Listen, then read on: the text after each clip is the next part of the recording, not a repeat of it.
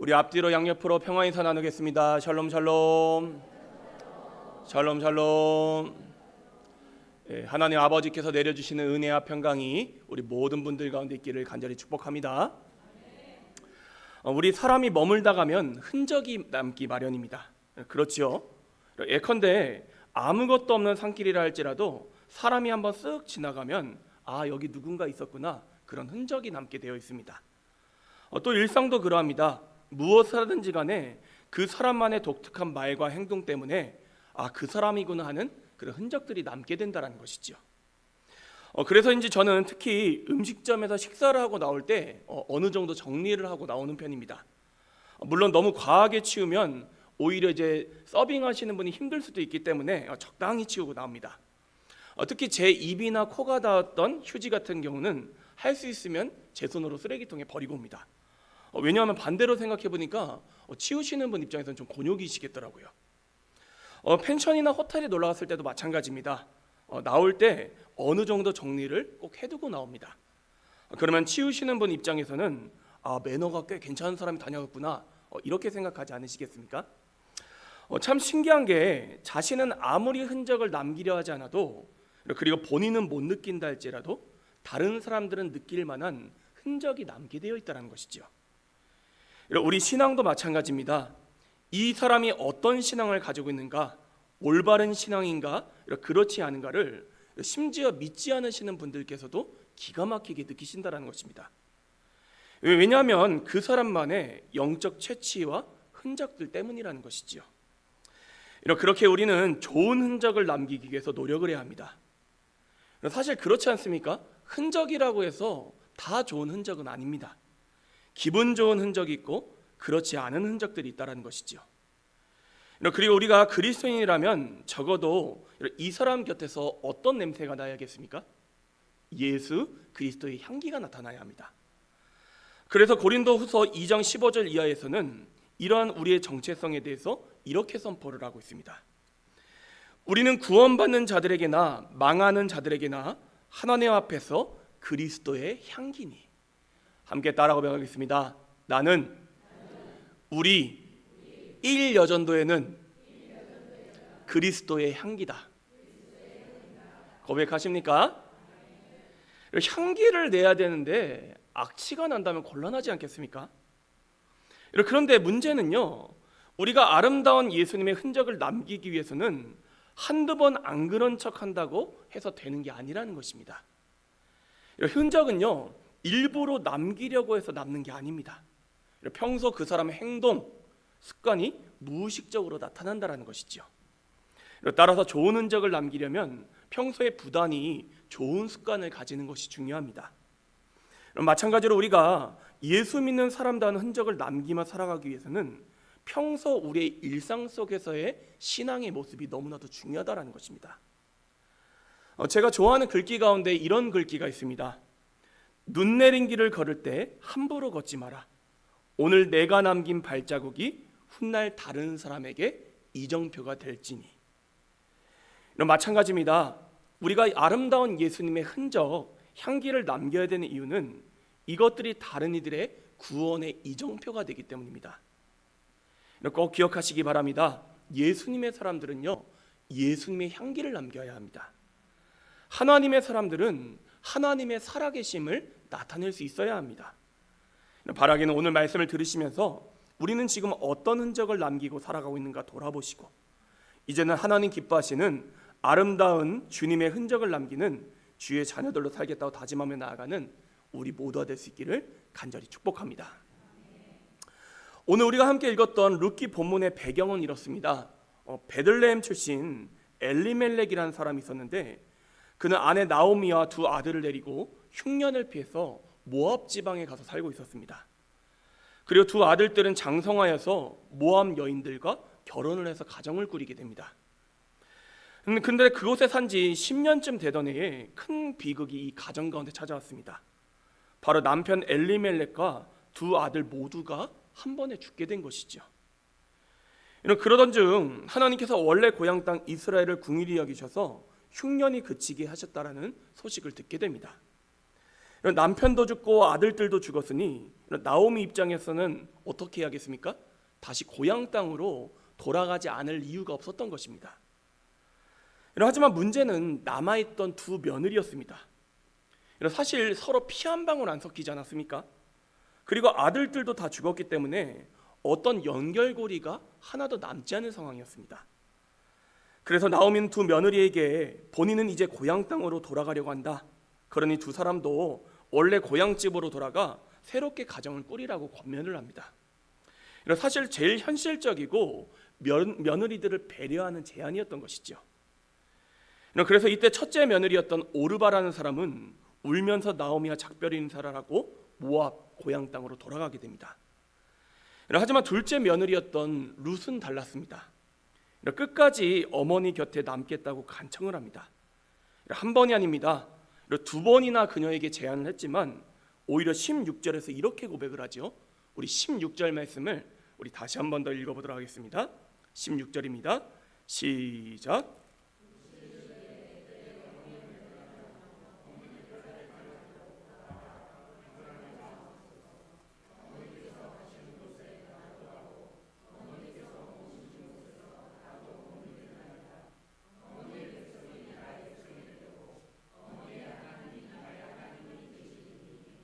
아멘. 그러면 룻이 이스라엘 사람입니까? 모압 여자입니까? 그러면 하나님을 섬기던 사람입니까? 아닙니까? 그런데 마지막에 뭐라고 고백하죠? 어머니의 하나님이 나의 하나님이 되시리니. 엄청나게 인상 깊은 표현입니다. 저는 사실 이 장면을 바라보며 솔직히 좀 이해가 되질 않았습니다. 아니 어떻게 사별한 며느리가 시어머니를 따라가기가 쉽겠습니까? 제 아내만 보더라도 그렇습니다. 제 아내가 가능하면 자기 이야기 좀 덜 하라고 했는데 설교를 하다 보니까 할 수 없게 하게 되네요. 벌써 결혼한 지가 10년이 되었습니다. 그리고 제 어머니께서는요, 물론 이제 양쪽 말을 다 들어봐야겠지만 며느리를 그렇게 힘들게 하시는 타입도 아닙니다. 오히려 잘 챙겨주십니다. 그리고 제일 중요한 게 뭐예요? 물리적으로 서울에서 엄청 멀리 떨어져 있습니다. 그런데도 아내는 여전히 제 어머니를 어려워합니다.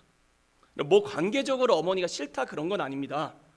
뭔가 며느리와 시어머니 사이에는 아무리 관계가 좋아도 넘기 힘든 일종의 벽에 있다는 것을 제 아내를 통해서 그리고 다른 주변을 통해서 제가 깨닫게 되었습니다. 참고로 저희 어머니께서 매번 제 설교 영상을 보십니다. 그래서 듣고 계실 어머니께 말씀을 드리는데 설교의 이해를 돕기 위해서 하는 이야기니까 또 지혜가 날 어려워하는구나 이렇게 속생하지 마시기 바랍니다. 예전에 사역했던 교회에서 어떤 여 집사님께서 저에게 그러시는 겁니다. 자기는 시어머니의 시자만 들어도 진절머리가 난다는 것입니다. 그래서 자기는 시금치도 안 먹고 시소도 안 타고 심지어 노래를 부를 때는 개 이름 시는 건너뛴대요. 저는 사실 사이로서 장모님 장인어른이 그렇게까지 불편하지는 않습니다. 그런데 이분께서는 얼마나 시댁이셨으면 시자만 들어도 경기를 할까 그런 생각이 들었습니다. 아니 그런데 남편도 죽었습니다. 같은 민족도 아닙니다. 본인은 오히려 젊습니다. 그렇다고 시댁에서 무언가를 받을 만한 재산이 있었던 것도 아닙니다.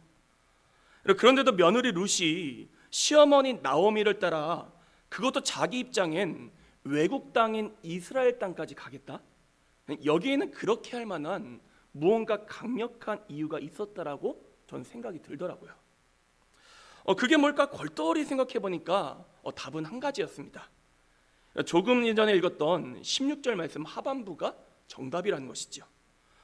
어머니의 백성이 나의 백성이 되고 어머니의 하나님이 어떻게 된다고요? 나의 하나님이 되시리니. 쉽게 이야기해서 룻도 대단한 여자인 건 맞지만 그거에 앞서서 나오미에게서 특별한 흔적이 있었다라는 것입니다. 어떤 흔적입니까?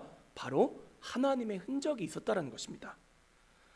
그래서 원래는 하나님을 알지 못하던 이방 사람이었지만 나오미에게는 특별한 것이 있다. 그녀가 보여줬던 삶의 흔적과 향기대로라면 이대로 내 고향집으로 돌아가는 것보다 더 나은 무언가가 있다. 룻으로 하여금 생각하게 만들어주었다는 것입니다. 그리고 결국 이 흔적을 따라간 룻에게는 놀라운 일이 일어납니다. 고향 땅에서 나오미의 아들의 기업 물을 자, 즉 보아스를 만나게 되었고, 결국 룻은 보아스와 재혼하여 이방 여인으로서 무려 훗날 다윗 왕의 증조모가 되는 놀라운 영예를 얻게 됩니다. 하나님을 믿는다는 게 그렇습니다. 먼저는 성령님께서 믿음을 선물로 주셔야지만 우리가 하나님을 믿을 수 있습니다.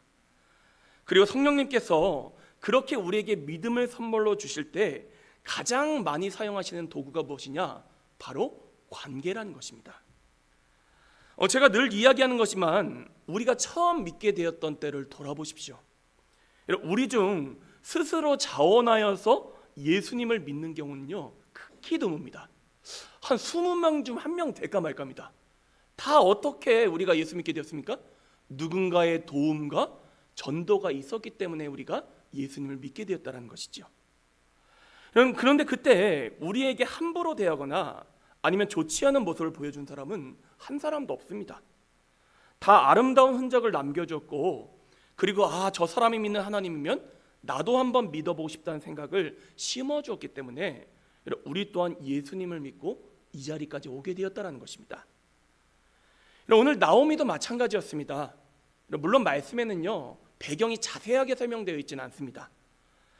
그러나 이방 여인이었자 며느리였던 룻이 시어머니 나오미를 향해 어머니의 하나님이 나의 하나님이 되시리이다, 이렇게 고백을 했다는 것은 단순히 룻이 착하기만 해서 그렇다고 설명하기엔 부족하다는 것이죠. 적어도 나오미가 룻과 함께 살면서 보여주었던 신앙의 흔적들이 있었기 때문에, 그녀에게 보여주는 하나님 믿는 사람다운 아름다운 향기가 있었기 때문이나 이렇게 생각하는 것이 합리적이라는 것입니다. 그러니 우리는 이러한 나오미의 모습을 본받아야 할 것입니다. 우리는 지금 1여전도의 헌신 예배를 드리고 있습니다. 저는 이 시간 축복하기를 우리 1여전도의 회원들께서 나오미처럼 하나님 믿는 사람다운, 예수님 믿는 사람다운 그러한 흔적을 남기는 삶을 살아가시기를 간절히 축복합니다. 이런 가정에서도 그렇고 교회에서도 그렇고 또 지역과 일터에서도 그렇고 우리 가운데 향기가 나야 된다는 것입니다. 반대로 내가 가는 곳마다 복음이 막히고 하나님께서 영광받지 못하실 일들이 생긴다면 참으로 곤란한 일이지 않겠습니까? 우리는 흔히 우리의 삶이 형통해야지만 복음의 통로로 쓰임받을 것이다, 이렇게 착각하는 경우가 있습니다. 물 한 모금 마시겠습니다. 예컨대 내 사업이 잘 되고 아프지도 않고 자녀 손들이 다 잘 되어야지만 이런 모습을 보고 다른 사람도 하나님 믿겠구나, 이렇게 생각을 하는 것이죠. 물론 그런 일들도 귀한 일입니다. 그리고 이왕이면 잘 되어서 그 모습으로 쓰임받는 것도 귀한 일이겠죠. 하지만 오늘 말씀 속에 나오미를 한번 보자라는 것입니다. 그녀의 삶은 인간적인 눈으로 보면 완전히 실패한 삶입니다. 남편은 죽었고 아들들마저 죽고 빈털터리로 고향 땅으로 돌아가야 되는 상황이었습니다. 하지만 그럼에도 평소에 그녀가 뿌려놓은 믿음의 흔적들은 여전히 작용을 하고 있었고, 결국 룻이라는 열매를 맺어 다윗 왕조와 그의 계보에서 누가 태어나셨습니까? 예수님께서 태어나시는 놀라운 구원의 역사의 주인공으로 쓰임받게 되었다는 것입니다. 그러므로 저는 우리 회원님들과 모든 성도님들께 당부를 드립니다. 여러분의 삶이 세상적인 기준으로 잘 되건 잘 되지 않던 간에 모든 상황 속에서 예수 믿는 사람답게 살아가시기를 간절히 축복합니다. 내 삶이 조금 잘 풀리지 않는다고 해서 뒤로 숨지 마시라는 겁니다. 하나님께서는 현재 상황이 어떠하든지 간에 우리가 예수 믿는 사람답게 살아가려고 노력했던 그 모든 순간들을 선용하신다는 것입니다. 여전히 놀라운 구원의 역사를 이루어 가시고 결국 우리의 삶도 그렇게 회복시켜 주신다는 것이죠. 아니, 온 가족이 다 죽은 나오미도 그녀의 삶을 통해서 복음의 통로가 되었는데 하물며 우리의 삶이겠습니까? 그렇게 사도 바울은 이렇게 고백을 합니다. 나의 간절한 기대와 소망을 따라 아무 일에든지 부끄러워하지 아니하고 지금도 전과 같이 온전히 담대하여 살든지 죽든지 내 몸에서 그리스도가 존귀하게 되게 하려 하나니. 정말로 우리가 부끄러워야 될 것은요, 내 삶이 경제적으로 얼마나 풀렸냐, 얼마나 넓은 집에 사냐, 얼마나 높은 위치에 올라갔냐, 이런 것들 따위가 아니라는 것입니다. 우리의 삶에 하나님의 흔적이 나타나는 것이 아니라 오히려 하나님 영광 가리는 악취가 나타내고 있는 이런 것들을 진정으로 우리가 부끄러워해야 된다는 것입니다. 그리고 우리가 해야 할 일은 사도 바울의 고백처럼 살든지 죽든지 어떤 상황 가운데서도 누구를 존귀하게 해드려야 된다고요? 예수 그리스도. 바라기는 오늘 주시는 말씀을 붙잡고 늘 하나님의 살아계심의 흔적을 남기고 또 예수 믿는 사람다운 향기를 뿜어내는 우리 1여전도의 회원분들 그리고 모든 성도님들 되시기를 다시 한 번 더 간절히 축복합니다. 그렇다면 이제 마지막으로 우리가 예수 믿는 사람다운 향기를 뿜어내기 위해서 해야 할 일은 무엇인지 말씀을 나누고자 합니다. 여러 가지를 말씀드릴 수 있겠지만 이 시간에는 한 가지만 딱 말씀드리려고 합니다. 제가 이미 평소에 늘 강조했던 메시지입니다. 무엇보다도 따스함을 남기셔야 된다는 것입니다. 함께 따라 고백하겠습니다. 따스함을 남겨야 합니다. 일단 예수 믿는 사람들은요, 이 사람하고 만나고 나면 마음이 어떻게 돼야 된다고요? 따뜻해져야 된다. 이 신임 목사님을 만났더니 마음이 횡횡하고 썰렁하다, 이러면 곤란하다라는 거예요. 어때야 된다고요? 따뜻해야 된다. 여러분, 이게 기본입니다. 기본. 여러분, 오늘 나오미도 한번 보자라는 것입니다. 제가 약간의 상상력을 더해서 말씀을 살펴보면 루시 나오미가 믿었던 하나님을 따르겠다고 했던 건요, 단순히 평소에 나오미가 그녀에게 신앙적인 걸 전했다라고 저는 생각하지 않습니다. 우리도 어떻습니까?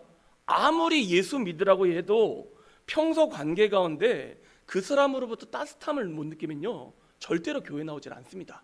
오히려 니나 잘 믿어다, 보통 이렇게 기도하는 거죠.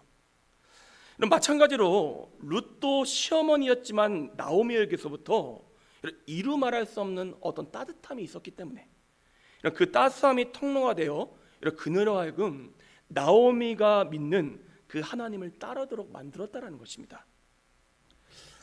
제가 저희 어머니 자랑을 조금만 하자면, 물론 제가 아들의 입장이기 때문에 편향될 수는 있습니다.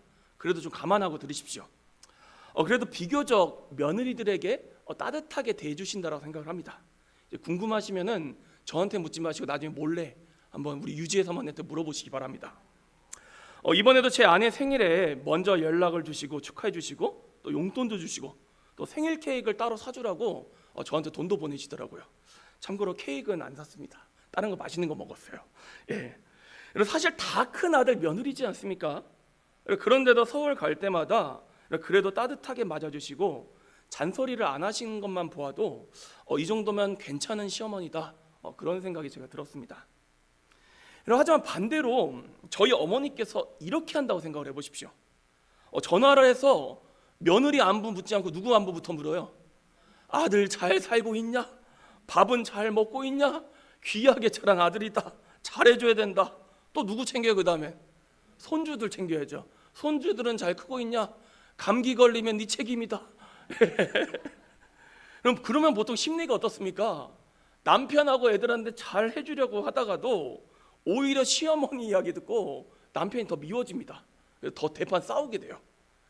하지만 반대로 시어머니가 누구부터 챙겨요? 며느리부터 챙기면, 며느리가 양심이 있는 사람이라면 자연스럽게 누구를 챙기겠습니까? 남편을 챙기겠죠. 이게 지혜라는 것입니다.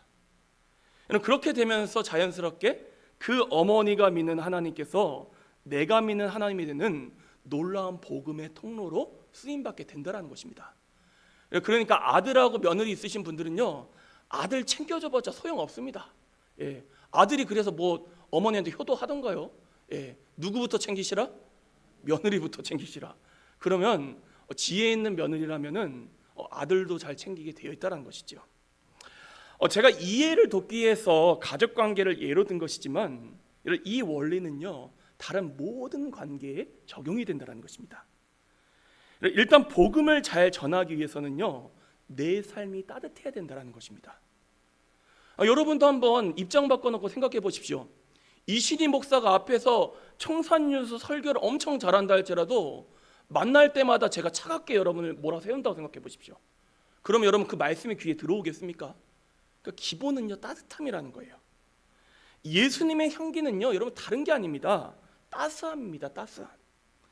이 사람이 믿는 예수님, 나도 한번 믿어보고 싶다 생각하게 하기 위해서는 우리의 말과 행동을 통해 위로를 얻고 사랑과 따스함을 느낄 수 있어야 된다는 것입니다.